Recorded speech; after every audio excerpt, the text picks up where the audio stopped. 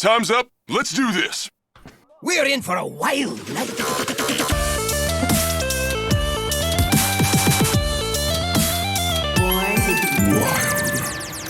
Hey, welcome everybody to episode 134. I almost did that wrong. Of Born to Be Wild, a Wild exclusive Hearthstone podcast where we have fun hanging out with friends, talking about the Wild format of Hearthstone and spotlighting members of the Wild community. I'm your host as always, Nate Wolf. It is great to be back on this beautiful Friday evening here from sunny, dark now, Southern California, live from my mom's house. What up? Joined by three of my favorite people. We have a very special guest joining you tonight. I'm feeling quite rusty, but I am here and I'm doing great, and I'm very happy to be back. So yeah, I will just skip over to me and someone else can talk now. Hydra, how are you tonight? It's great to see you. I'm doing great, coming at you from the very, very wet and will be wet for the next 4 to 5 months, Greater Vancouver area. And I'm so happy to be here and out from the rain. It stopped this afternoon, but I'm like a cat in the morning when I leave the house and it's pouring rain. I have to run to my truck and I look all grumpy and miserable. It's just... I don't know what it is. I just can't stand it. But I'm here with my best buds, and we're gonna have a great show, and it's just the best time of the week. Absolutely. Sheep, hey, we missed you last week, but welcome back. It's great to see you. How are you today? Howdy, and welcome from the thawing Denver area. I listened to the podcast last week, so I didn't feel like I was missing out too much. Though I will say, not being present for one of the lore episodes broke my heart a little bit, especially for our Lord and Savior, Yogg Saron. So thank you very much, Goliath, for taking us on that history. But with us today is not Goliath. With us today is SchmoopieDaddy. Hey, what up? Praise Yogg. SchmoopieDaddy, welcome to the show, dude. It's been a while. Welcome back. Who's the dude with the hobo beard, and why did you let him on? He looks like he smells funny. He kind of just snuck in. I don't know how that happened. We left the door unlocked. I was saying before the show, it was really weird. It's been, I think it's maybe not to the day, but my first show with you guys was 2 years ago on a Black Friday. So it's really neat kind of having that symmetry, being back on a Black Friday, just kind of accidentally. I know I reached out to Nate last week and it was just like, hey, I think this CN server going down is a really big deal. And I know this week's a lore episode and I don't want to take away from it. But if you guys want me to do a bunch of research and then throw you what I got or whatever, I'd love to do it. And so I've got, some info from, informal interviews with people like Soda and a couple other people. And I'm really excited to share that info with you guys today. Yeah, I'm so happy that you're able to make it and come on as well. You were like, "Hey, I can write it up and you guys can share it." We're like, no. You come, yeah. But this is all you, man. it's great to have you back. So, yeah, excited. It's great to see you, and always a pleasure. No, love to be on. Absolutely. So, in order to get to that, first we have a little bit of housekeeping to take care of. So, for those of you joining us for the first time, welcome aboard. Let me briefly explain how this show works. We record this very podcast live every Friday evening at twitch.tv/borntobewildhs. And the video version of this podcast is then posted to YouTube shortly thereafter. Audio versions are also distributed to all the podcast apps. So, however you're watching, listening, or absorbing via osmosis this podcast today, thank you. Yes, you. Yeah, thank you very much, everybody, for being here, for supporting the show, for hanging out. You may want to reposition your mic a little, Nate. I bump it. Oops. Yeah. You got to look excited. Welcome to the show. Anyways, yes, I'm excited to be here. Thank you all for those of you who are hanging out watching live here on Twitch. We always appreciate it. It's fun to interact. during the live show to see the comments and chat with y'all. But also thank you to Shokunin, the executive producer of our show, and to our patrons. Thank you so much for your support. Brief housekeeping before we start the show proper. Just wanted to not only say thank you to those folks, but also if you are interested in supporting us at all, if you like, comment, subscribe to any of our stuff on YouTube, that helps people find us. If you want to leave any reviews, feedback on any of the podcasts on your various platforms, whether it's Amazon, Google, iTunes, whatever, that always helps. And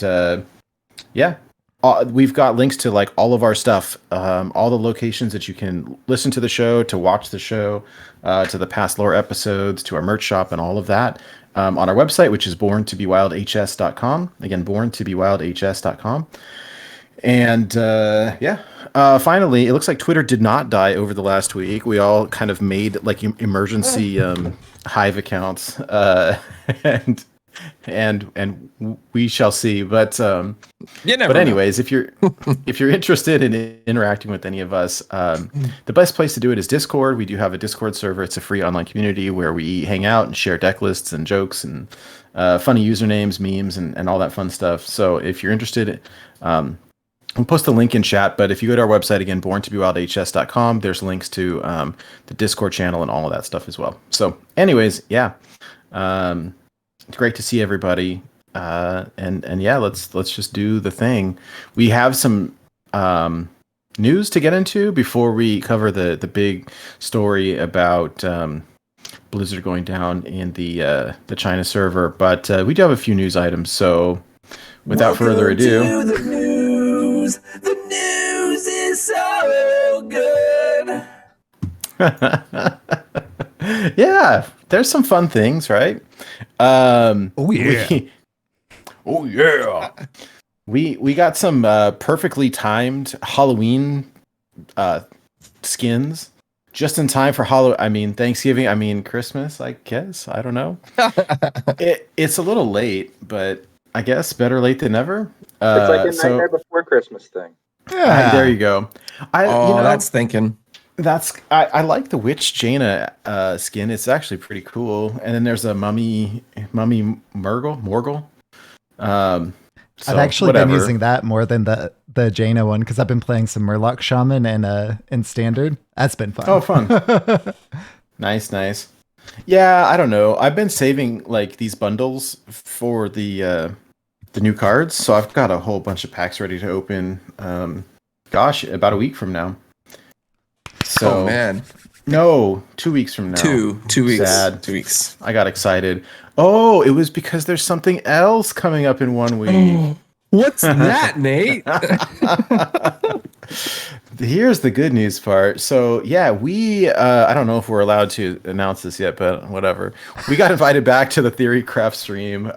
So that's really exciting. And so it's gonna be next Thursday. So it depends on what they're doing it on 2 days this year, but it depends what region you're in. So for people in EU, and I think Australia or somewhere, they're doing different things. But anyways, so next Thursday, December the 1st, is the new March of the Lich King Theorycraft stream that we'll be participating in. So last expansion, it was 9 a.m. to 3 p.m. This time they're having anybody playing Wild is going to be playing in the afternoon. So it's going to be 3 o'clock p.m. until 9 o'clock p.m. Pacific time.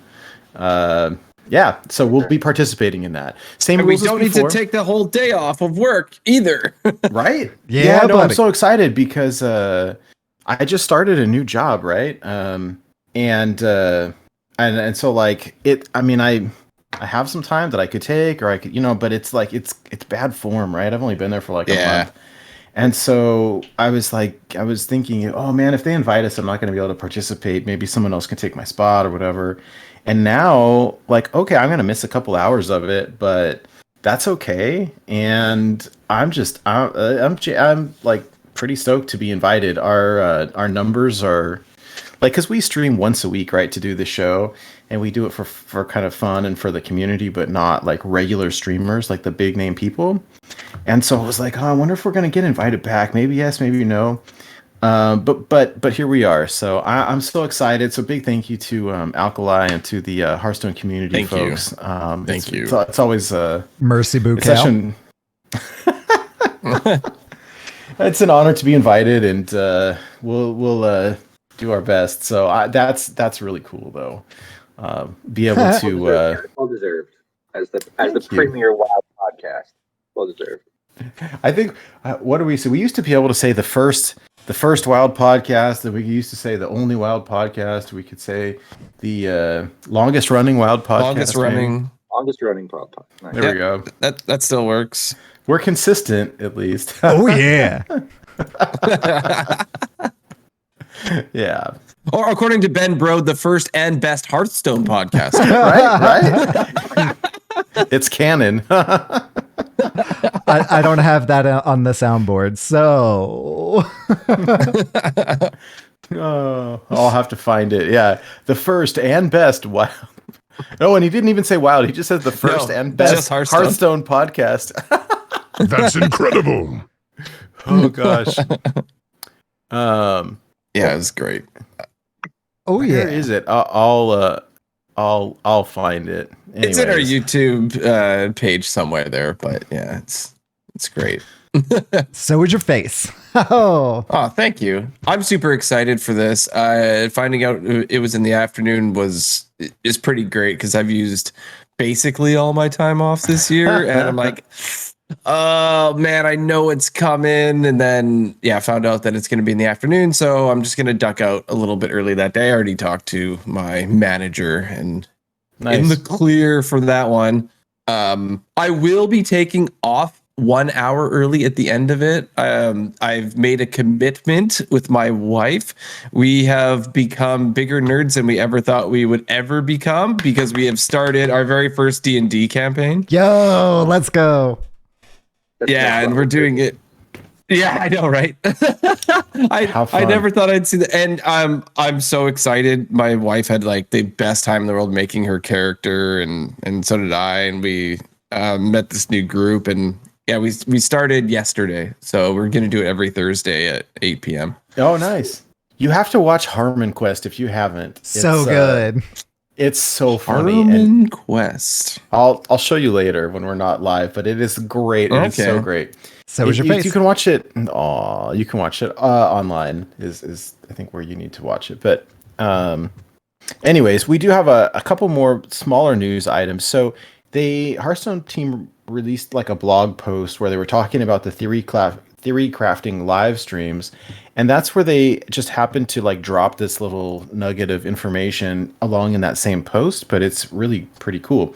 So they're going to be doing a new method of it's almost like duplicate protection. I think we've talked about it before, but they clarified, and so I'm just going to read it because it's easier. So they call it improved redundant card handling. We often include specific non-disenchantable cards as part of rewards tracks, events, achievements, and shop purchases. Starting with 25.0, if you claim one of these but already own a lower quality copy that's disenchantable, you'll get a pop-up that offers to re-roll the lower quality copy to a different card of the same rarity of that card set.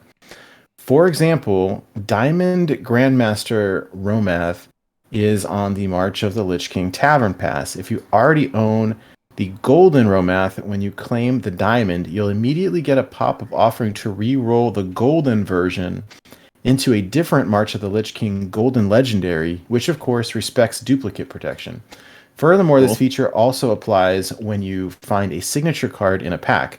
Happy collecting. So if you have one rarity of it and you open a better rarity, it will offer to re-roll the lower quality rarity, which is pretty cool because especially for the like golden ones, like oh my gosh, I can't tell you how many like that it's happened to me so many times where I got like golden Finley or golden I don't know. Anyone got a Savara hat trick? I have oh no. I keep waiting for it to get nerfed because like it's a good card. So I'm like I'm holding on to my golden and my normal copy. But like yeah, I've got 2 Savaras. Yeah, and Oh. in Quest Mage, it's typically like a fourth and fifth ice block, right? Yeah. However many you need. Another one. yeah, basically. But yeah, this is pretty cool. Good news. I think that I don't know. Nothing to complain about on this one. It seems like a cool thing.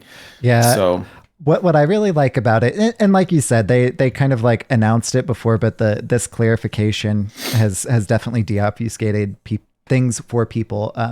What I really like about it is that it means that there's no longer like a wrong order to open packs. Like if you decide to do a pre-opening, like, you know, in the week before everything actually, you know, goes live, you're not penalized for that. Like just making it to where everything's more intuitive and like just seems like a great quality of life improvement, which they've been doing a ton of lately. So big fan. Well, it feels bad to know after you've opened your packs that you've done it in the wrong order. Right. yeah. So Well, yeah, this is pretty cool. So yeah, you'll be able to do, like Sheep was saying, the tavern. What do you call them? Early release opening. You can make your own. My brain is trying to say tavern Firesides? brawl. Fireside. Gathering. Thank you. Sorry. That's. I kept on wanting to say tavern gathering since you said tavern. right. Tavern Gathering. Got stuck in there. Tavern Gathering. Golly Bob howdy. Oh, jeez.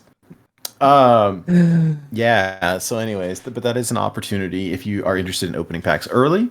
I will not, just because most of my pack, like I've been saving all these standard packs and all of these class specific packs. And you won't be able to open those. You'll just be able to open your Lich King packs. And so I'm just going to wait and do them all at once. Yeah. But still, this is really cool. And then something interesting. So, we had found out that one of the diamond cards that we'll be getting for this set from the Tavern Pass is it's called Grand Magister Romath, which is a mage card. And so people were complaining like, oh god, here it goes, mage is getting another diamond legendary. Another one. Yes, exactly. Which prompted Celestalon to respond in this whole giant thread about respond to not another mage or diamond mage card tweet. So I'm just going to read this because it's kind of interesting, and we're getting a lot more diamond cards this time than we have in the past. Anyways, I'll just read it. So here's the tweet.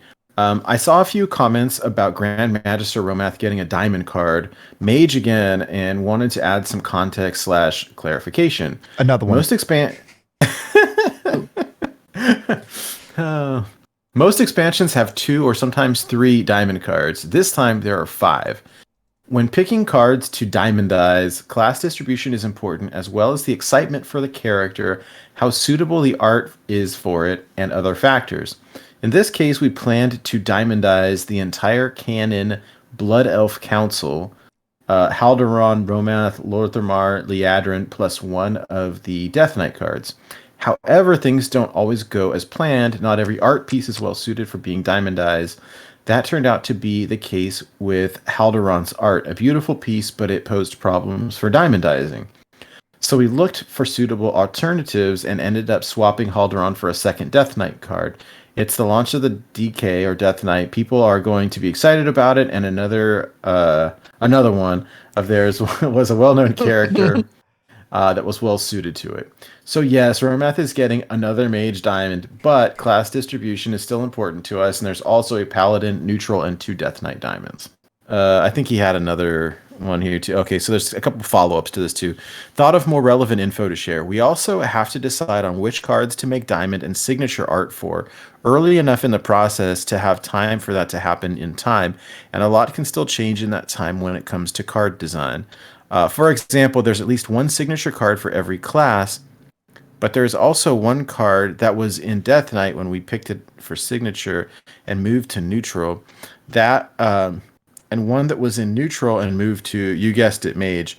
I know. I can hear the devs love mages cries from here, but it wasn't that way when we picked it to signature. It wasn't intended that mages got 2 signatures. It's just the result of simultaneous processes that both take time. The extra one is free from an event. So I almost feel bad that he feels the need to defend themselves so badly on this. I will say, like, it is kind of funny though. I know they have to plan this stuff early, but like, mage does typically get the extra, the diamond cards or whatever. The portraits, mage probably has more than all the rest, except Nemsy, right? There's like 12 Nemsy. There's like 12 Nemsy portraits for warlock. Yeah, right. There you go. There's the new mage one, just in time for Halloween. A month late. Well, I think like mage is the most popular class across all levels, right? Like you go through the tutorial playing as mage, and some people just like never switch off. They are mage mains for life. So I spent 2 years only playing mage when this game started because of that. So that was the only thing I did. That's always kind of like in the back of your mind, that like this is in the back of their minds. So I thought like initially the criticism was kind of valid. It's just like, really, we're going to cater to mage again. But like hearing him like absolutely eviscerate that reasoning with like, no, here's what actually happens, which also gives him an opportunity to kind of pull back the curtain and kind of show us exactly what their process looks like and how tight their work schedule really is, I think was like just solid win-win for him and for us, just knowing what's going on. Yeah, no, I think so too. And I don't know. It's interesting to hear anytime there's some dev insight. They've been a little more quiet since Ixar's gone, but it was nice to see. Yeah, I don't know. I don't really have much more to add. This is the first time like there's been like such a crazy amount of like life events for all of us that we haven't been as like, I think, spend as much time looking at all the new stuff before it's coming out. I guess we'll have to do that to kind of prep for our thing next week. Excitement Theory about crafting stream, right? But anyways, yeah, this one I think is going to be super fun for me when it comes out, to be able to like see all the new cards and build the stuff and really kind of take it fresh without, I don't know, a bunch of thought beforehand. But yeah, and I'm still curious. We still haven't seen what the premier cards are going to look like, or signature cards are going to look like live in client.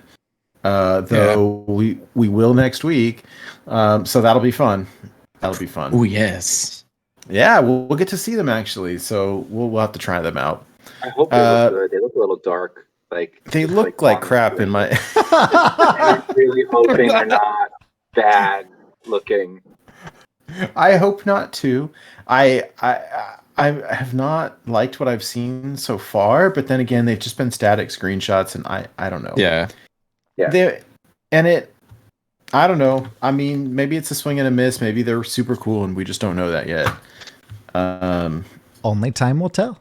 We talked about it a lot last week, so I don't want to spend too much time on that. One more week, and we'll know. The end is nigh. The last thing that I have, and it's not really news, but I always like sharing them, and the timing was spot on here. As of 3 days ago, there was a brand new meta snapshot, a wild meta snapshot from Tempo Storm. And these are always fun. There's links to it in the show notes. There's links on our Discord and everything. But it's kind of neat to see what they think is tier 1, tier 2, that sort of thing. And it's kind of the same old that you would expect. Miracle Rogue is very good. No surprise there. Reno Priest, Free Shaman, back in tier 1, and then tier 2, Even Shaman. I know Blue Train used that to hit Legend. Secret Mage, Beast Hunter, which is our like Copper Hunter. Pirate Rogue is what I used to hit Legend. Same. Dragon Druid, Reno Druid, Aggro Priest. Aggro Priest is back. Huh. Yeah, Wow, I've seen quite a few of them. VS called Aggro Priest tier 1 statistically, underplayed across all levels. But it's underplayed to the point where you wonder if there's enough data for that to be like, is that just a fluke, or just like the best Aggro Priest players playing Aggro Priest? And before somebody says, well, it's an aggro deck, it's brain dead. I used to think that way about Aggro Priest, but somebody I'm close to who's probably the best Aggro Priest player I know is just like, no, the deck's all math. Like, you know how much reach you've got, you know how much like you're anticipating top decks. Like, you're playing a lot ahead if you're playing that deck right. So I think Tempo Storm is probably saying, well, Aggro Priest is probably better than we would normally rate it. We'd probably normally put it in tier 3, but we don't think it's that good. But more people are going to be playing it, so we're going to find out real soon. So they probably split the baby and just put it at the bottom of tier 2. Yeah. That's how I read it. Bottom of 2 makes sense. I think that's a fair place for it. It's good, but it's probably not tier 1 like VSS. Yeah, I've played around with it a lot, and I feel like, and this is reflected in the Tempo Storm snapshot here, that both Pirate, Rogue, and even Shaman are just kind of more better situated in the meta, which, like I said, is, you know, reflected in the tiering here. So it being overrepresented perhaps in some of the higher levels makes sense for it to be bottom of tier 2. Yeah, that seems about right. I don't know. I was surprised to see it there. I don't usually struggle against it. Like if I'm playing Pirate, Rogue, or even Shaman, I haven't had too much difficulty when I run into the aggro priest, so maybe it's not too good into the other aggro decks. I don't know. I think Needle is a big part of it. Like, do you get Needle down? Because I've cleared an even Shaman board that had an Anchor Totem up by just going infinite with Shadow Visions and just using all 3 Needle charges. Oh, yeah. Clear. Yeah. Then like it seems that the build that the VS shifted to looked a lot like what you'd see from the China server. Except it had cathedrals in 2 spots where you would see Najak and Serena Bloodfeather. But otherwise they looked like almost like the same, like 28 of the same 30 cards. And like I've played around with those cards. I think I've kept the Chinese list and played that and been very satisfied with it. But like Sheep said, it's like there are outs, but it's like you said, it's like you need a needle scam in order to win those matchups a lot of times. Otherwise, you're like face racing, and that's not a lot of fun. Yeah, I feel like Aggro Priest, if you mulligan correctly, A, hard mull for the needle. B, like if you're in a face race, just discovering additional copies of Mind Blast is just how you kind of win that race through Shadow Visions or kind of tutoring it out with the shadow draw visions that I'm drawing a blank on the name of, but one of those, I don't know off the top of my head. But I know exactly which one you're talking about, right? Exactly. So it makes sense that it's lower than the other tier 2 aggro decks, but also having some play if you mulligan correctly and get lucky with draws makes sense. It's also Drive in the Shadows. That's the one. So like that's good. So is your face. Sorry, what? Threw us all off, Sheep. Yeah. What was whoever saying? I just said it's good that it's tier 2 at all or considered tier 2 at all. That probably means that it's been underplayed as an archetype. Oh, Right. yeah. I didn't see any of it. I haven't seen it in months. I was surprised to see it here. So, and Big Priest is not on this list at all. I ran into that a ton. So I don't know. They have it listed in tier 3, like pretty low in tier 3. So I don't know. But anyways, I liked your segue though. I think let's get into this week's kind of big like news or special topic. We talked about it a little bit last week, but we just kind of skimmed the surface, and so we're gonna do kind of a deep dive. So last week Blizzard announced that they were, well, I don't know if they announced it per se, but the news broke that Blizzard Entertainment and NetEase are suspending game services in China, and Blue Train kind of explained how that works. So if you want to do business in China, you've got to go through them. Like you have to have a sponsor, for lack of a better word, right, to partner with to take your company or industry or whatever. And I guess there have been a breakdown in contract negotiations or whatever, but Blizzard will no longer be doing have their games be available in China effective January 23rd of 2023. So we're looking like 2 months Soon. from now. Yeah. That's Right, yeah. which is pretty crazy.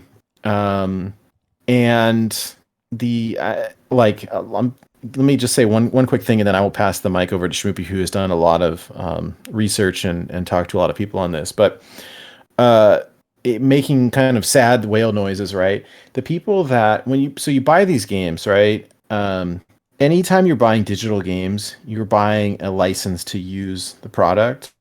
You don't own the game per se. Like, unless you buy a disc and you have a disc or whatever it is that you can install on your computer, you are buying a license to use the stuff. And so you've got this digital account with digital cards, and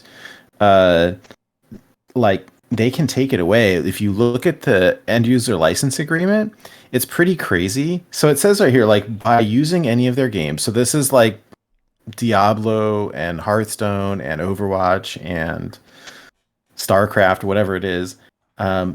Just by playing the games, you're agreeing to the end user license agreement that covers things like you can't cheat and you can't hack your account, and there's certain things that are prohibited. But anyways, it says right here that they reserve the right to terminate this agreement at any time for any reason or for no reason, with or without notice to you.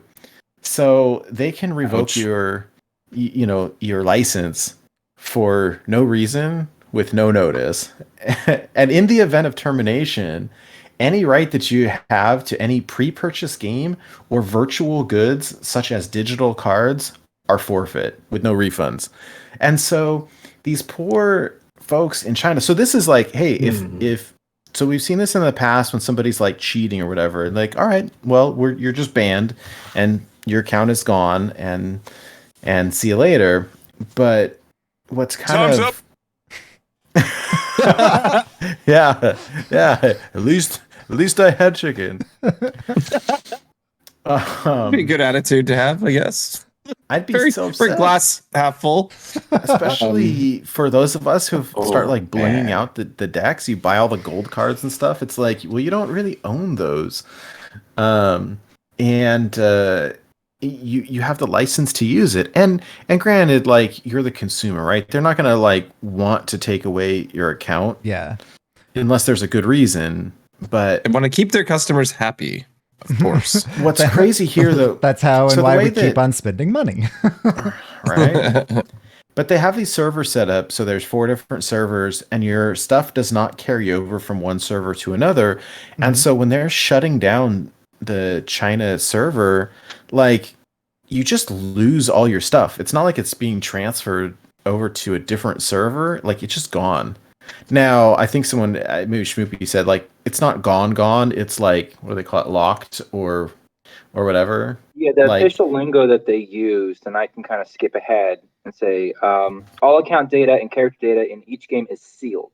Hmm. So it's there waiting for you should someone pick up the ball and start the game again.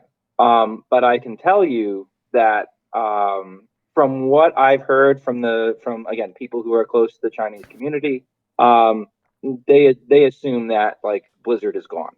That like they're not getting their accounts again is the attitude they're taking. Or if they are getting their accounts again, it's going to be a long time from now. To get a new company, Soda said. Soda's the person one of the people I interviewed in the Chinese community. He's kind of like acts on Twitter as an intermediary between the Chinese server and like what I'm going to call the Western servers, NA, EU, Asia. And he does a really good job of like sharing meta reports and spicy deck lists, and who's number one on the China server right now is the kind of thing that he'd update on his Twitter feed. Yeah. And so he's kind of hooked into both communities, and so he was really approachable and awesome. And I can't think of enough for his insight. But Thank you. he said that basically the community at large assumes that they're like never seeing their accounts again. They're going a bit off the basis that, all right, we're either have to play Hearthstone in a different way, or like we're done with the game. I would be livid. I don't even know what to say. Yeah. Anyways, let's back up. So you've got a lot of info here, and I have talked enough. I think. Do you want to get into? Well, I mean, let's start out. Let's lay the foundation. I think Yeah, let for me do your my kind of fun basic facts info and fun facts, just because this is how like I have so much to like think about and to say, and like I started peppering you guys in like your Discord and like questions for the cast section that I had to organize my thoughts on paper, and this is the best way I could do it. So like people might not be aware because I know that I saw at least one person in the server who's just like, oh, they're shutting down the Asia server. So there are 4 servers that service Hearthstone at the moment. There's North America, Europe, and Asia, which I'm going to call the Western servers. And then there's a separate server completely for China. Yeah. So that on that server, which is currently being serviced through NetEase, is the server that is going to go down. It's the biggest server, and we'll get into like raw numbers a little bit later. But it's not only the biggest server, the majority of the players on that server play Wild. This is, I know it's true for Magic the Gathering. The Asian markets tend to prefer eternal formats.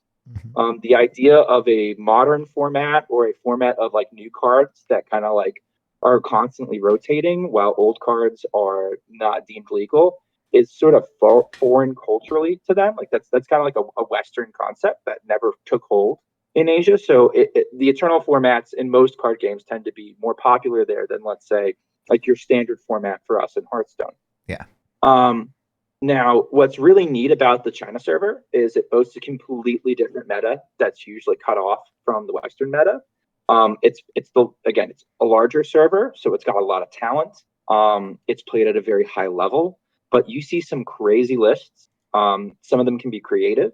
Some of them can be very tech heavy. There's a philosophical approach that some Chinese players have where they're just going to put a tech option for every bad matchup in their deck so that no matter what they queue into, they have an out. And that's just like a cultural decision that they make. Or sometimes they're meta breaking. More than once, a deck that's really good in China has made its way over here and made an impact. Dark Glare originally was a Chinese deck, and they had it probably, I want to say it was like 2 weeks, 3 weeks, 4 weeks before we did. Miracle Rogue, maybe not in its current form because it's been sort of refined by like Hijo and Corbett. But the Maestra version where you had like the Fly Booter and the Finley, that was popular in China first. They were playing Reno Shadow Thief Priest with a more of a thief approach very early in this set, and said that it might be nerf worthy very early in this set. So they break the meta a lot of times, and they find some really neat decks a lot of times, which is why I always kind of keep an eye on like what spice is coming from the China server. What's kind of cute, and I think you guys have talked about this in the past when you had like Praise Chicken Drumstick on. The nickname for Wild on the China server was horse racing. Like they looked at it philosophically as like, let's race to lethal. Let's see who beats who in lethal, as opposed to like a cat and mouse game. You've talked about what NetEase does, so I don't need to go through that again. And that relationship is going through an end. Do you guys want to add anything before I start going through like the timeline of events and how I heard that out? I heard that the official quote was that it was due to a jerk at Blizzard. A jerk at Blizzard. I think I've got it. I think I've got it. So like November 16th, we get this announcement of suspension of Blizzard services, and that they're going to be limiting pre-orders for Blizzard games in the near future. And Ben Hearthstone was the first person I saw to like sort of retweet that statement November 16th and be like, oh, this is kind of a big deal.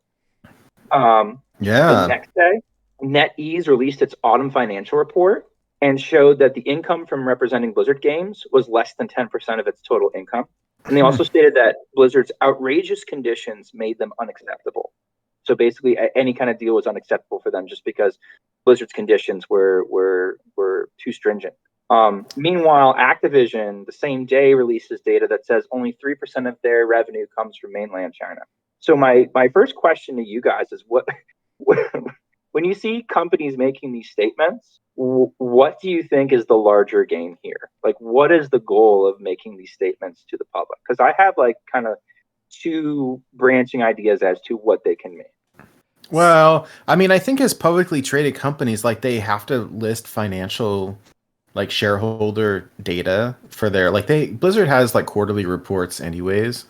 Um, but there's always going to be spin doctors, right? So it's like, well, how do we soften the blow? And if we say, well, this isn't making us money anyways, like why are we even bothering? But Yeah. it's a shame because such a large number of people utilize the service. It seems How can it crazy not to make me an that impact financially, right? Sorry, go ahead, Hydra. I interrupted I you. was just gonna say that figure of less than 3% of their revenue, that seems off. I don't know. That seems a little crazy to me that it's so low. And we always have said, right, that Wild is a lot less expensive than you all think it is. I mean, when the new set comes out and we use like 10 cards from it. To kind of yes and what both of you are saying, truthfully, I think yes, the numbers, since Activision Blizzard is a publicly traded company, they're public, but also if the China server has so many more users, not just in Hearthstone, but across the board of the Activision Blizzard properties, but it makes up, what was it, 3% of their profit. I think what they're trying to insinuate is that the agreement with NetEase was kind of taking advantage of the Blizzard properties more than anything else, which I don't know if that's true, but I think that that's the kind of point that they were trying to drive home there, is that there are so many people who are paying money for these services, way more than the rest of the servers combined, then why is it only 3%? The insinuation is that they're being taken advantage of. I know that I kind of view it at the time I viewed it one of two ways. One way I kind of looked at it was like, okay, well maybe this is like hardball negotiation tactics where both sides are kind of like putting stuff out into the public and seeing where the public moves with it. Like maybe this is like they want to get a deal done, but they want some sort of public outcry to shift it one way or another. It's the Sony Spider-Man stuff, right? I think Yeah. that's probably less likely than the second scenario, which I came up with, which is kind of like the Facebook post before you change your relationship status. Like this is like these are messages to their next possible business suitors that like, listen, this is why this is over. There's some drama. We're done with it. And so when like these two statements came out, this is really when the Chinese community kind of said, oh, wow, okay, so this is not happening. And again, if it's not happening now with NetEase, there are a couple companies that could step in and fill the void. But they would need to undergo a mandatory 6-month review by the Chinese government before they could pick up the ball and run with it. Right. So if like the relationship is ending now and Blizzard, let's say, starts that process now, you're still talking about not having access to your account for 6 months starting today or whenever they started that process, which is it's a long, you're going to miss a set. You're going to miss at least one set, right? And unless so for some reason we're only hearing about this more now, and there has been closed door conversations with other companies already. Sure. And in the past. And something else to consider too is like the shop in China is different than the shop in the Western servers. Yeah. And like I know that because I was asking like friends who play WoW how like there's a super rare amount that's like max gold and you can only get it doing a certain thing on let's say like Western WoW servers, but in China you can just like pay $20 for it. Like it's just that wasn't one of the gimmicks that they went all in on. So like who knows how much they actually would make from the Chinese market if not only do you have this additional, like Sheep said, this additional like maybe some revenues taken a cut from by NetEase, but also like how much more or less expensive is the product when they're shipping it out there, right? It's something to consider. I mean, I don't know, anything you guys wanted to add in before I move on in the timeline? Not really, but I just like I was talking to a buddy at work over the past week kind of about this works in IT and was saying that I mean that's just how China works, is that you have to partner with a business over there to get your product out, and they've got a bunch of rules and regulations and things that they are not going to budge on. And so it's like, hey, if you want to do business, yeah, if you want to do business in China, then you do have to kind of partner up with with a Chinese company, which of course will take a cut of the profit. And it sounds like you have to follow their rules. Right. And possibly some have stated in the past your intellectual property as well. But this is not really a politics podcast. This is a Hearthstone podcast. But that's always been kind of one of the concerns with doing business this way with China as well. So let's move on in the timeline. So November 23rd, they plan on closing registration and purchases on CN Battle.net. So any kind of like purchases that they were going to make in game are now frozen. You're not going to be able to make them. From November 23rd to November 22nd, January 23rd, basically 23rd to 23rd, including through December, the game still remains updated as updated as other servers. But like I imagine, like if you wanted to get the pre-order 2 days ago, that was your last chance in China. Otherwise, you're not getting the pre-order for the set. And then last but not least, basically on the 24th of January, China Battle.net and China game servers are going to be shut down. All account data and character data will be sealed. But again, prospects for that being unsealed are very up in the air and very uncertain as to when that would happen, how that would happen, who would pick up the ball and run with it, and who's going to go from there. So a lot of Chinese players were kind of like really despondent at that news. Mm-hmm. So I said, what would you guys do next if your account was locked? Was my next question for the cast, but I think Nate and you guys kind of already put like I just got a complete collection myself. I used a bunch of Battle Pass gold and kind of just went all in and just kind of was just like, all right, let's just finish this sucker. Let's use the dust. The Battle Pass has been so good for us, which was controversial 2 years ago, but I think it's been a success since. But like, how would you feel if one of your babies got locked down, Hydra? Oh, well, this could go one of two ways. I am not a stranger to starting new accounts.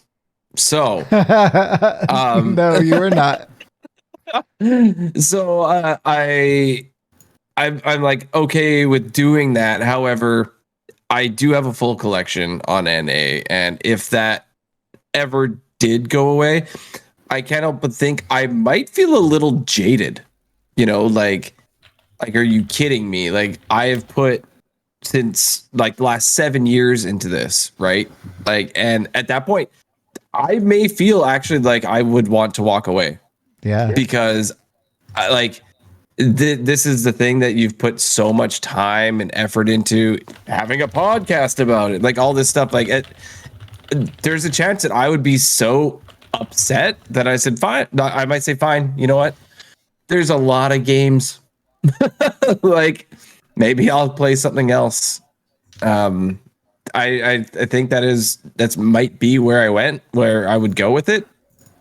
At the same time, I'm not a stranger to starting new accounts. I probably would, if I lived in China, I guarantee you I would probably already have an NA account.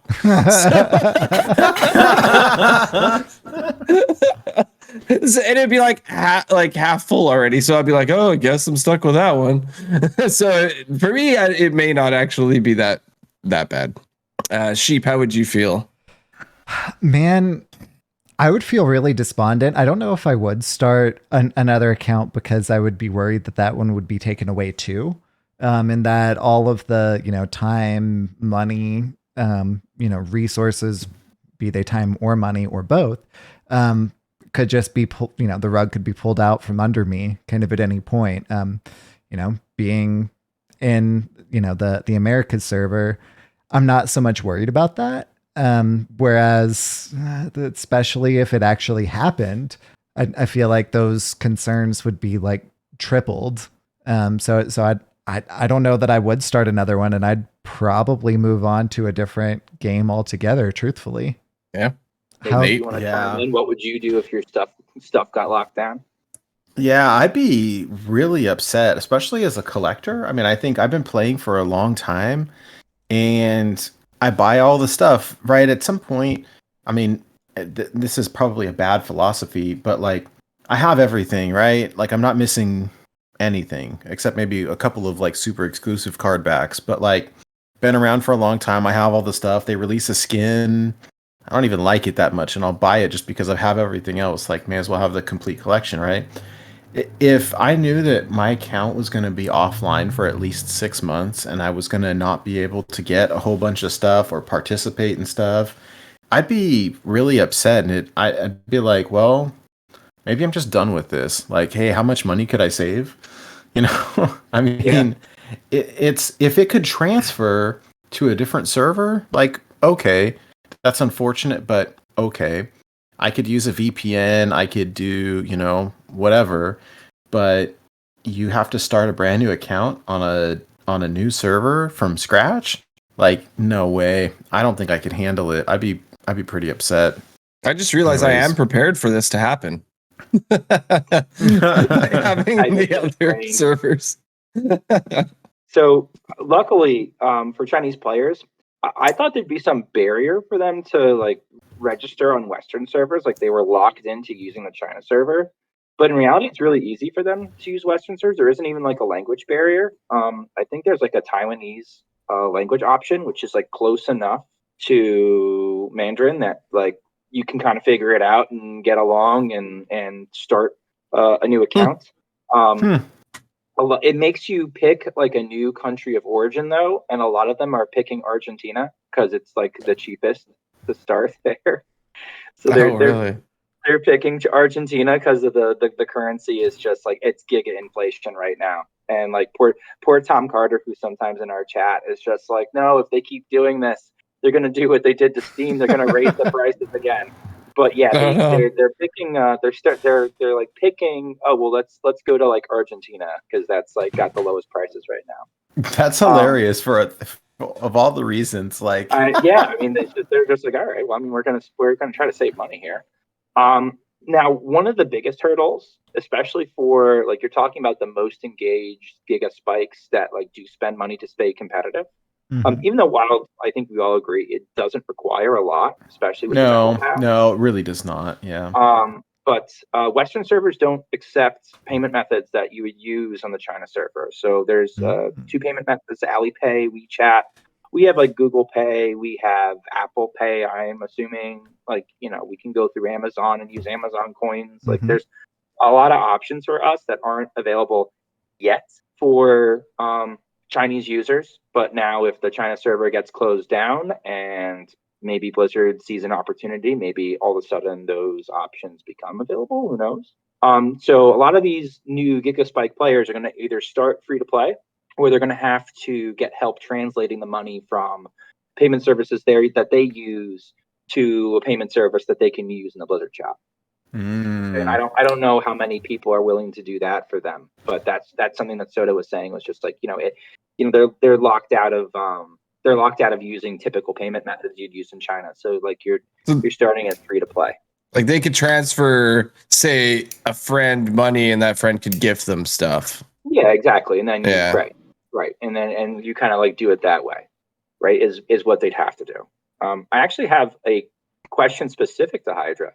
As somebody who has multiple accounts, can you explain this concept of latency in performance when you play on a server like Asia, like how it affects your gameplay?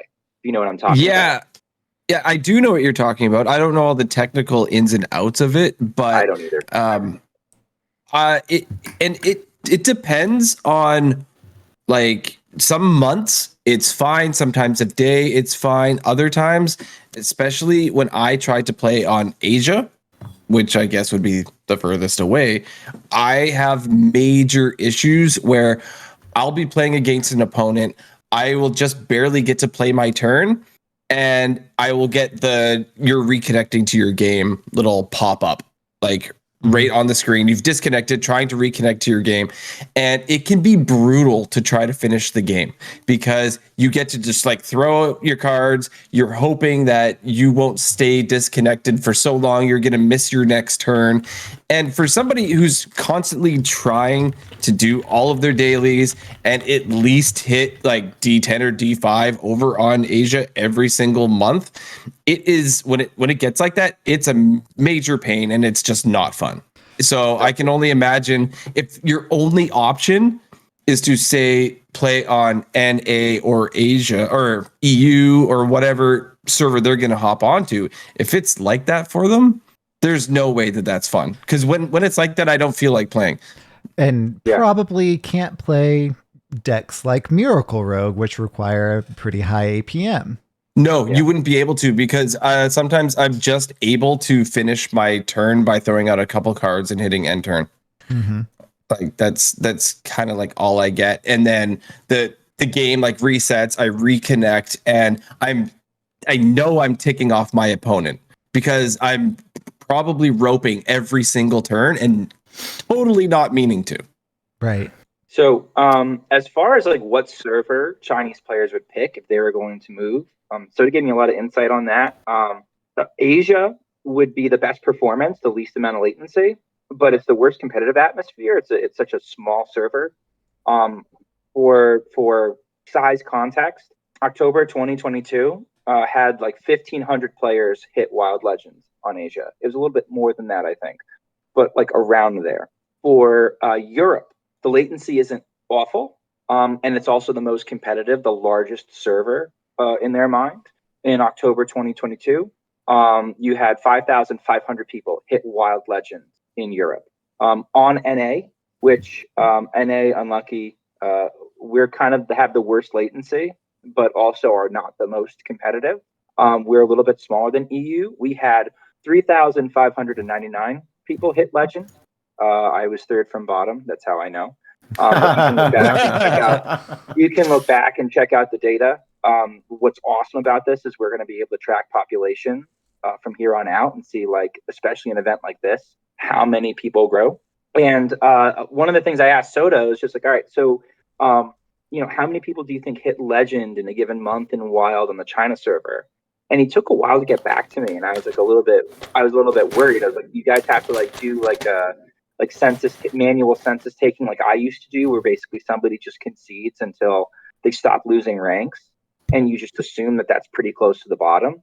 And I don't think I ever actually hit true bottom, because I think there were some bots who might have been like 20, 50 losses into negative rank 1 that I was just never going to catch them, which is why I always post my findings on Twitter as an estimate. But he estimates that 35,000 people hit Legend in Wild on the China server.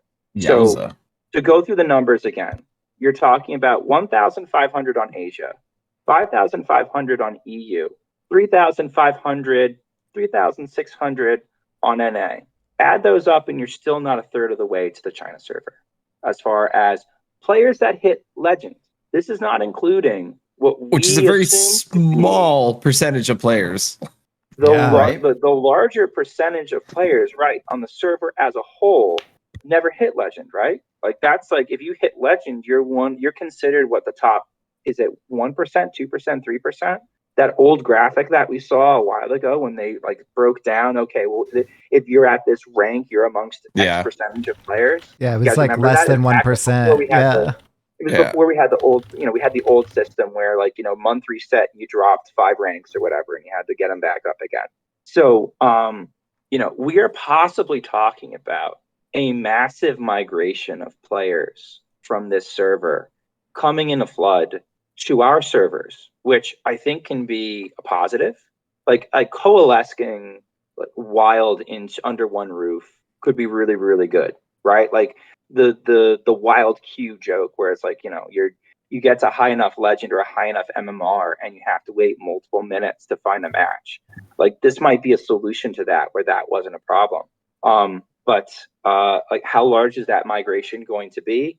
Who's going to make that migration? Like I think a casual player is less likely to make the migration, right? Like they're probably going to just take their ball and go home and play something else. Yeah, if you're just playing on your cell phone on your coffee break, you're probably not doing that. You're probably not going through the effort. It's probably too much effort to keep playing Wild Hearthstone.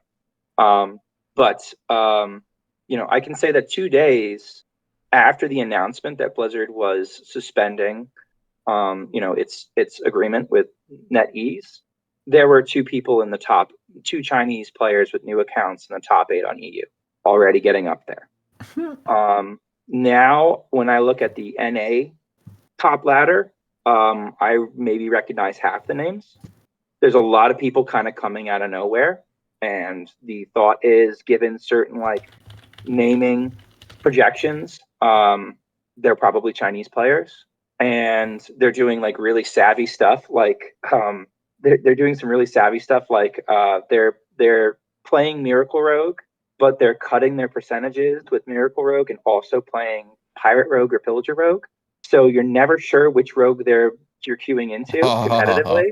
Sneaky. And so genius. Pirate Rogue is a worse deck, but if you miss your mulligan and don't mulligan correctly, all of a sudden you have found yourself from a favorable matchup to an unfavorable matchup. And so a lot of them are doing that and having success doing that. I'm mourning the loss or the brain drain of players on the China server walking away. But I think right now what we're seeing is definitely already we're starting to see the influence of the China server going into hibernation and people starting their new accounts now and starting to enter the fray and be competitive now and challenging household names and great players that we know now on their own turf. And it's going to be really fascinating to see. We've already seen an Enhancer Meccano in a Miracle Road list. It's already gotten there. So I'm so That's an excited upgrade. to see Probably how they make the sausage there. The other thing that I think is worth probably bringing to a wider discussion is, you guys remember how when Ixar used to talk to us on Twitter, during the Demon Seed era or during Dark Lair, and there was always double talk and even talked about it a little bit of State of Wild. I think it was just Corbett and Get Me Out when they were running that, but Raffle might have been in as a temporary guest interviewing Ixar. They got a great interview for Ixar. They did a great job. And he opened up about how when they're looking at Wild, a lot of how they are catering or how they feel about nerfs is sort of catered to, rightly or wrongly, the China server, because it's where the majority of the players are. Yeah. They in Ixar's view, they did not like seeing cards changed.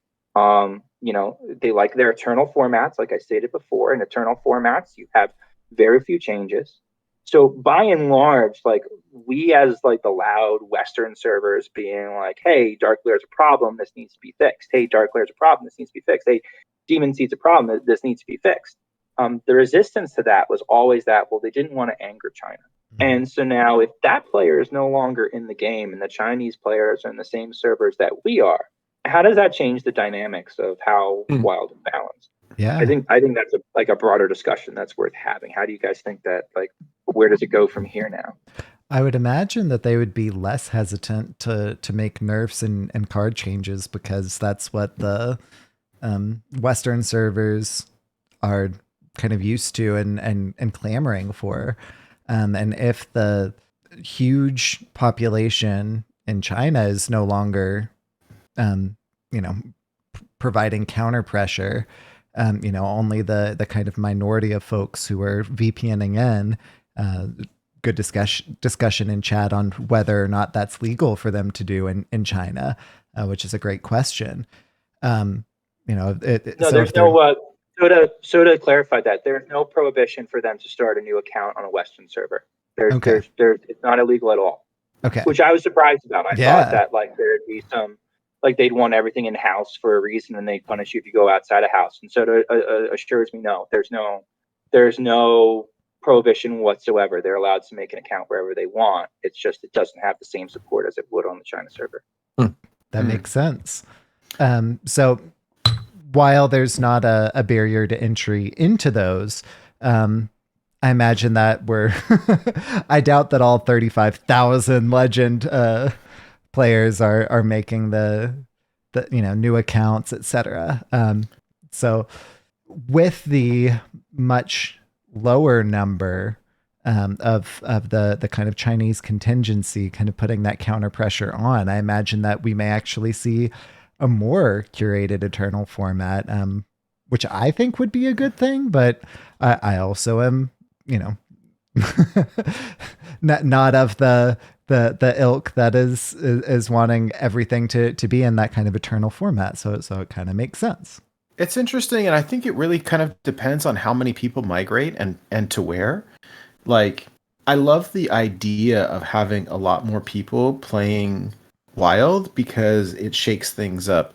It makes it, the variety of decks would be bigger, the number of people on ladder or in legend would be bigger, and it maybe is more of a challenge or whatever. And so I could see some potential silver lining there, but it all just depends on how many people migrate over and where do they go. Are they coming to NA or EU or where? And what happens? I don't know. I mean, I can see some potential upside to it, but I feel bad about people having to reset from nothing. I imagine even to kind of create some rudimentary decks, there's a financial component to it because you've got to buy a bunch of stuff to dust to create, whatever it is.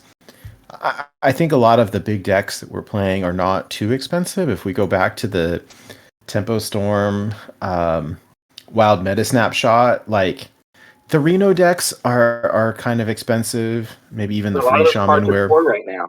but Right? Like yeah, Reno's core, Brand's core. Like we've got some core Reno cards right now. So that's like probably not as bad as it used to be. Shadow Reaper Anduin for a brief moment in time will be core for a little bit longer. yeah, only for a little while though, right? The rotation is not too far away. I will say decks like Miracle Rogue, even Shaman, Secret Mage, Pirate Rogue are not that expensive.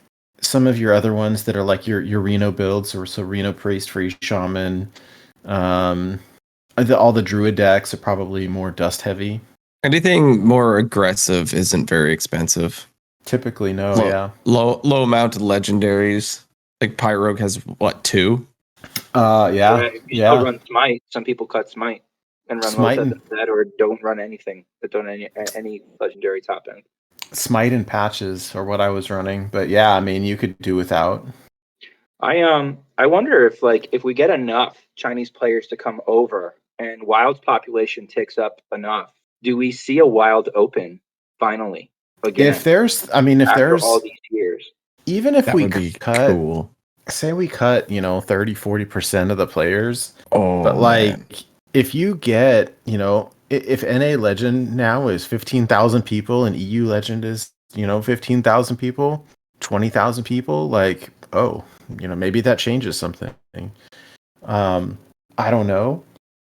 It's tricky because I think China tends to keep their stuff very locked down, but if they're all playing on a different server that is less restrictive, then and the numbers are artificially inflated, but it's still people playing, and that's the preferred format, like maybe they will get something. I don't know. I mean, we might be seeing the moment where Wild comes to par with Standard if we get enough people to come over, which would be really interesting. I'll tell you what, I kind of love the idea of having a bunch more people in Legend, because right now, like if I hit Legend, I usually land like right in top 100, and then it's like, well, why should I play? But if I hit Legend and I'm 5,000, it's like, oh, all right, well now I want to keep climbing. Like there's more It's that incentive 11x. to, Goodbye. right? You'd have to. Well, see, there's two thoughts, right? Like the 11x in theory would get easier to get if we have more people. Like the line gets lower, right? But something culturally that at least is coming from like these highly engaged Chinese players that are coming over first, like the ones that are, cracking top 20, top 200, kind of like top end players. Top 200 in China, there's little to no camping. Like there's no culture of camping. If you're losing MMR and you're dropping in the ranks. So they Wow. So the top is a bunch of grinders. Like they grind the best decks to a dust. and they are skilled to the best decks. So like you could see like a fundamental, like I know I see a lot in like Born to Be Wild servers or like some of my meme servers, like somebody finally gets in range of 11x and they're just like, well, I guess I'm going to camp now, right? And there's kind of like I feel like there's a little bit of a camping culture, at least amongst some of the NA players I know. And I've been told like I had this discussion with Otters, and Otters is like, I think that happens less than you think. But I think there are a lot of people who stop playing once they get where they want to get. And they're not going to be able to do that if we get enough people that are coming in and are being that competitive that quickly. Yeah. Yeah, that totally makes sense. Which is another like interesting like dynamic shakeup that might happen. Like I saw one Reddit post. I don't think we've made the show notes, and it probably shouldn't, but it was basically a Reddit post about somebody basically saying, well, like, you know, the 8 of the top 10 players right now on NA, it's Reddit, so like don't take any statistics seriously. But they're basically saying, well, they're all playing Miracle Rogue and they're playing it perfectly, and now is our opportunity to unite as a server and say that we should get this deck nerfed. But it kind of had like something like icky, you know, sort of xenophobic kind of feels to it, whether it was meant to be written that way or not. Just sort of assuming that, yeah, all the Chinese players are just playing Miracle Rogue. But like there is going to be like if the culture is they play a bunch of games, and the culture is like, no, we're going to spam the best decks. We're not going to be cute. We're not going to be Corvette and like Q top 3 with like Nagaboon Priest. Like that's not going to be what happens. That's going to be a significant shakeup for the top meta and what that looks like, and maybe how fun some of our big names really find the game. Like you might see some big names topple from exhaustion, from just being like, the grind's not worth it. The content's not worth it. Or this like it puts some wind in their sails and makes the grind like even more interesting to their viewers and whatnot, right? Versing all these people, like they're used to seeing people like Corbett queue into the same people over and over again in top 200, top 100, top 50. There's going to be new names up there. You hope it's going to be a very ladder experience finally, right? Because that was something else that Soda gave some insight into, is there's no counter queuing, and there's very little counter queuing, meaning like, okay, I've played so and so many times on Mine Rogue.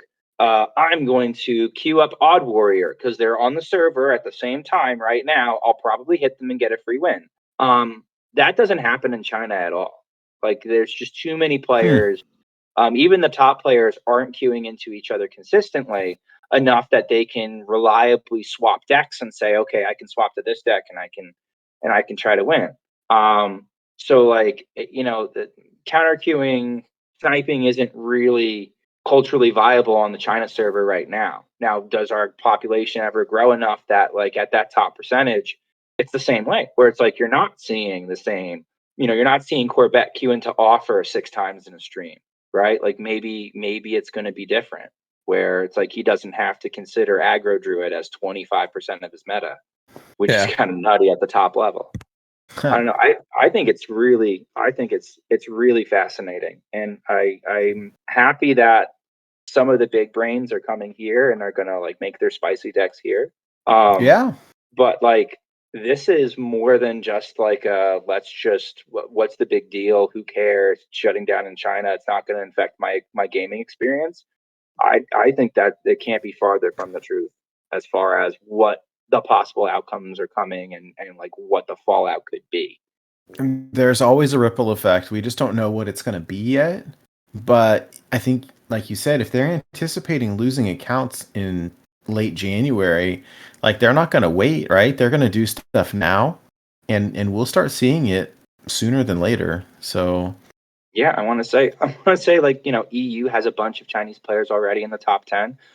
You said hey, I checked Twitter, and Soda hit one himself on EU. So, I will say, well, I do want to say like one caveat though. I remember when like the Reaver Ryan thing was going around, right, and everyone was creating brand new accounts, and like on a brand new account you have no established like history or MMR, and if you're doing good, like you will sail through those ranks, and you will. Right. and you will hit like a higher legend rank or whatever than you would just because you don't have this history of MMR to deal with. And so I feel like it's artificially inflated a little bit, but not to discount, like, I mean, Soda's an incredible player. And if you take a good player with a good deck and some free time, like, yeah, you can grind and hit legend relatively quick, especially on a brand new account. So I remember Keith Numbers when he was still doing like quote unquote Reaver Ryer runs, but he was doing different ones. He did Hijo's version that was just coming out, the combo fatigue demon seed list, where you were like discarding a bunch of Hand of Gul'dans, and after the demon seed was down, and so the fatigue damage you took was now being put on the opponent, and it was like ignoring like the pain lock giant stuff at all. It was just going pure survival, healing, combo you in fatigue, which had a different matchup, but was also like S tier, one of the strongest decks ever. He did his account on EU, and his win rate was so high and his MMR spike was so high, he actually entered one spot above Hijo on the leaderboard, which was hysterical. Wow. Like, he knocked Hijo from 6 down to 7 or something like that. It was an amazing screenshot of just like, he literally like took the brand new sausage that was made, and rode that new account, like you said. And like, listen, the MMR spike doesn't just happen for new accounts. I think it happens for any player that's not playing a format regularly that has a higher skill cap than the MMR that we have. Like, I think part of the reason why we aren't taken seriously sometimes by standard players or standard streamers is they play wild once every 4 months or so, and then our MMR is garbage. So they're queuing into decks that I would queue into that are like plat 10 players, and they're just like, wild's easy. Everybody's playing zany decks. Yeah. And nobody's being taken seriously. Until like their MMR evens out a little bit and they get to Diamond 5, and now I'm watching No Hands get slapped around playing Secret Mage by, some people who actually know how to play around the deck, as opposed to like, oh, here's the 30th Mill Druid in a row. So, you're not wrong that that's definitely a concern. Except these players are entering at high ranks and then winning more games and getting higher on the ladder. So like, they're entering at that MMR and they're not camping. They're still competing at that level and proving that like, yeah, we belong here. Go ahead. You are so right. Oh, I was just gonna say, to like confirm what you're saying there. When I let my Asia account drop to, I think because I was having those latency issues that we were talking about, or I let it drop to 5 stars or something like that, and started playing again. And that's when I had my ridiculous like 40, or it was like 20, it was 29 game win streak is what it was, 29, before I lost one. And you're queuing into wild card. Like, you're literally queuing into wild card MMR. Exactly. Yeah, and I hit a hard wall at about Diamond 2. At that point, I was no longer hitting the goofy decks. It was very difficult at that point, and then I started beating my head against the wall, win loss over and over again. But yeah, it was I completely sailed. So that's the exact not even theory that you're talking about. Like, it's a fact. It happens, right? Standard players will come over and play every once in a while and sail their way through the ranks. That's why. Yep. So do you guys remember when sorry, excuse me, when Wildside used to host that West versus East tournament? Mm-hmm. Yeah. They would do a cutoff, like top 8 on NA or something like that, or a top whatever across these servers, or top, I forget what the cutoff was, but it was basically, I want to say it was like top 1 or 2 in Asia, and then they did like, I think top 3 maybe from EU and NA, just to even it out. China was doing like literally like a playoff.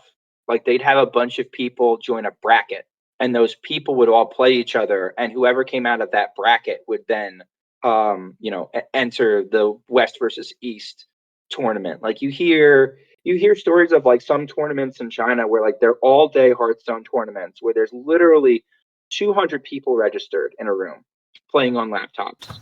and they slowly get whittled down little by little. And like the players that come out of that are not only just skilled players, but there's also like there's a grinding aspect, right? Like that is a mental and physical challenge that you're coming through.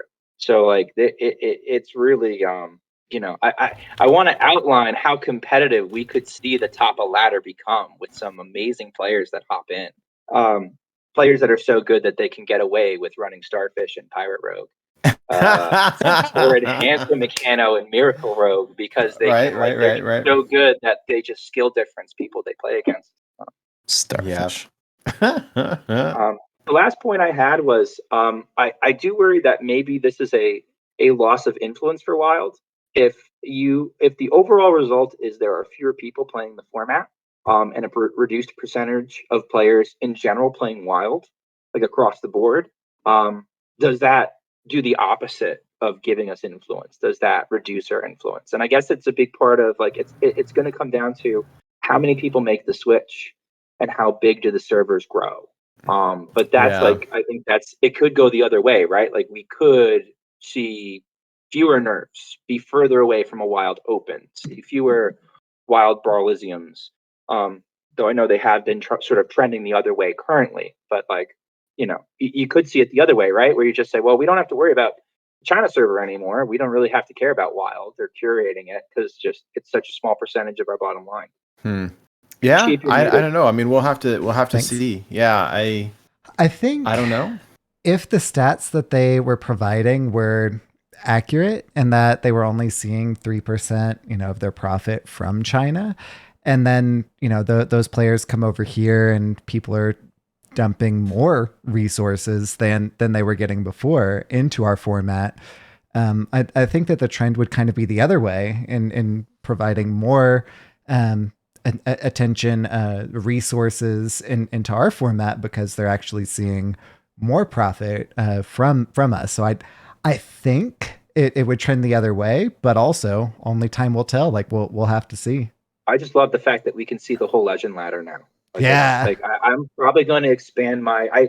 I stopped doing here's where I think it goes until like, oh well, here's the number now on Twitter. Yeah. I think I might expand that to all 3 servers just to keep an eye with like the trends. So like what was last month, what is this month, just to track to see if we see the population swell or does it stay the same. I mean you're going to see trends anyway where like it's a new set coming out. You're probably going to get an extra 1,000 to like 500 people on an NA specifically. I know just from experience, are going to hit Legend in the first month because they're going to be, engaged with the product. They're going to like their deck. They're going to have the appetite to grind it out in the meta. But next month is going to be interesting because it's going to be one of those rare times for Standard. It's not a new meta, right? Because they did the Death Knight stuff. Knights of the Frozen Throne is all like dropping in Standard, so it's not a new meta for them. But for us, it's like in Wild, it's the same meta 3 months in a row for the first day one, and that doesn't happen often. So I don't know how many people are going to be all that stressed out about like, well, let's grind out a few more games in what has kind of been post mini set. I'd say a little bit more of a grindy meta. Like I don't know if people are really have the appetite for that. So we're going to see a big boost, I think, between like this month and maybe like January. Well, yeah, it'll certainly be interesting. I guess we'll have to watch and see what happens. And yeah, I mean, we're not too far apart. Like the end of the month is only a week away. So yeah, even less. Next Thursday is the 1st. I got some games to play. Yeah, go get them. Yeah, I think I stalled out at only like I stopped at like Platinum 10 on Asia right now, so I got to hop back on and play a lot more games. I mean, I still got like bonus stars left, so but I've been being a little lazy with the fact that you can infinitely grind mercs now with tasks that I've been doing it like crazy. I've spent like every evening in the last couple of weeks like doing that. It's ridiculous.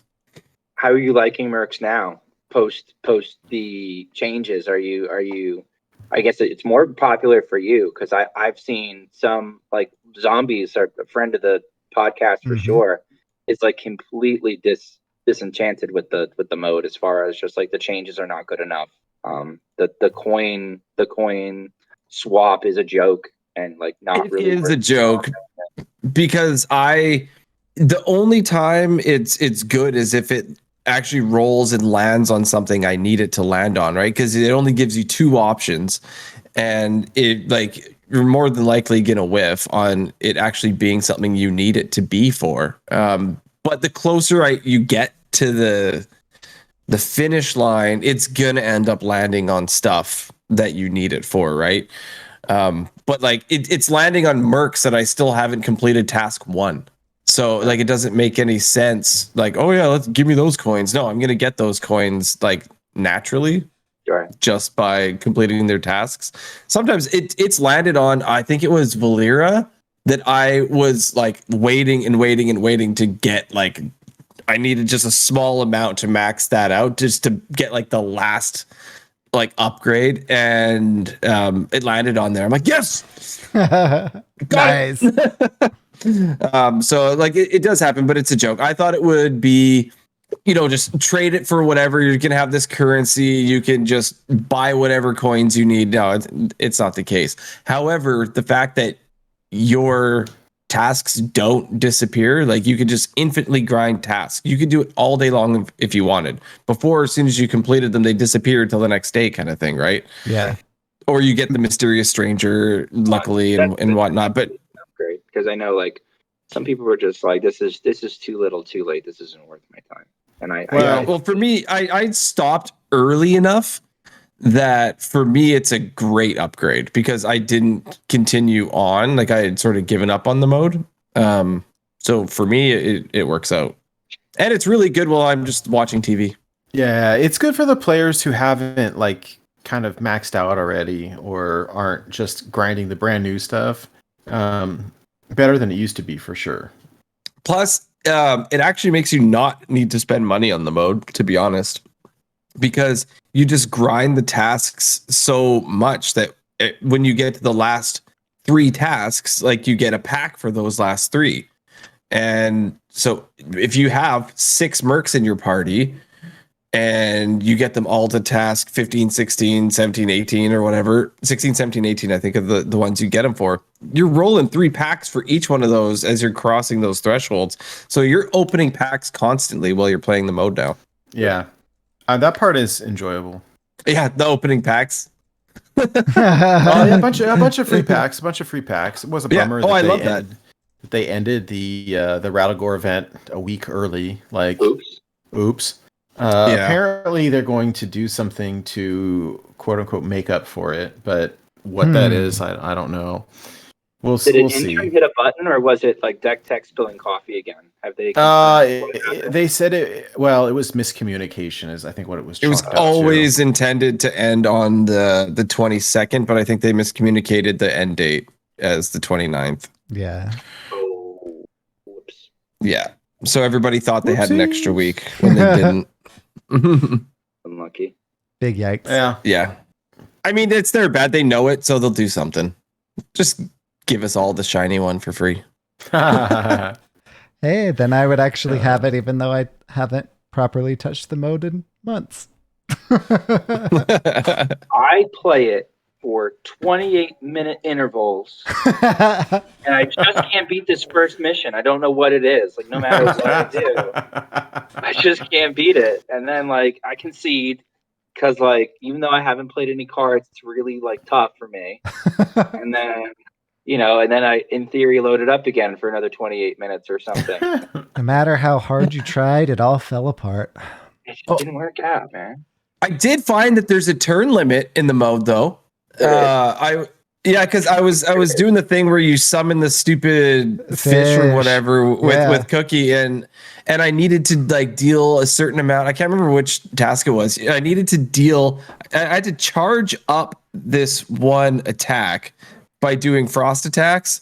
I had to keep charging it, and then until I could shoot a big one and do a certain amount of damage. So I had to keep doing that over and over. So I was just like ice lancing these things over and over again to charge my attack, and then I could kill a fish with the big attack. Anyway, I was doing that on a final boss, and then eventually just everything blew up. And I'm like, what just happened? I had like all these fish on the board. Did you get like a mission failed, or like how do they treat that? I was getting credit for what I was doing, Okay. which was nice, but I just had to, because you get in like you have to kill the enemy and make sure you still have fish, right? Right. And so like I was in a good groove. It's not really that hard to get yourself back into that position, but it was just kind of like annoying at the time. No big deal really, but it was a lot of turns because I think I did that for about like half an hour straight. So till it finally happened. I don't know how many turns it actually was though. Jeez. Whoopsie. Some of those tasks are horrible. Absolutely horrible. They've reworked some, but yeah, some of them are pretty bad. But anyway, in general, it's definitely a positive. And I feel people that say like too little, too late kind of thing. This is something that they could have just given it to us like this in the first place. But I mean, they're not perfect either. They're people just like us. They're learning. I appreciate it. Yeah. Sheep. Yeah. You didn't know that? People? You had no idea. I had no clue. I thought they were sheeple. Well, we're going down a rabbit hole. Let's wrap up the show, and we can chat more about whatever we want off air. But I did want to say thank you so much for SchmoopieDaddy coming out to talk Chinese meta report with us, or thank you. I guess Chinese like meta news and the whole deal, and kind of speculate on how things are going to go. And I think we just have to watch and see what happens from here, and we'll keep tabs on it and report back. Before we wrap up the show proper, any shout outs you want to give, or where people can find you, or anything that you want to say? Yeah, 100%. I want to really thank Soda again for the time that he gave me. Absolutely. I slipped into his DMs and was just kind of like, hey, I'm going to be on a podcast and I'm going to talk about this stuff. And I think it's a really big deal. Do you mind answering some questions for me? And he was nothing but open and forthcoming about, all the information, and especially like some eye-opening stuff that like the majority of them would probably want to go to EU just because of like latency issues and like it being more competitive, and like the fact that like, oh no, they can start an account wherever they want. There's no actual lawful penalty to do that. Just like little details like that. I want a big thank you to Soda, and a big shout out to any Chinese players making their migration to NA. Love to have you. Please share your spicy deck lists. I run Finley, Evocation, and Conjurer's Calling, Khadgar, and my XL Secret Mage, all because of you. And I want to, and I actually, that next month I might hit Legend with Warlock finally, with a Chinese inspired Mechathune list that's all built around. It cuts the Mithril rods and only has one backfire, and goes all in on Tome Tampering and Imps, Impending Catastrophe. It even runs 2 tiny Desk Imps, so you can do silly things like Desk Imp, Imp Shipments, draw 5 cards, and then Plague of Flames and aggro board away. So I'm really excited to try and finally hit Legend with a Warlock deck. And honestly, a majority of my enjoyment in this game comes from like playing new and different stuff, and like a lot of times that comes from China. So welcome. Bring your cool zany stuff, and hope you get your accounts up to speed so that we see the best of you. That deck sounds really interesting. Oh gosh. Thank goodness. Well, there you go. Because like this is all right. Out of pocket. It's out of control. Yeah. This is out of control. You can't become a dad soon enough. Well, he can. He can. Let's pray for his safety. But yeah, he's definitely prepared that he can legally make these claims. Yeah, that's right. That's right. Hey, well, you know how it goes. Wiser words were never spoken. You heard that on More to be wild. Perfect. Got him. So's your Good face. show, I hope.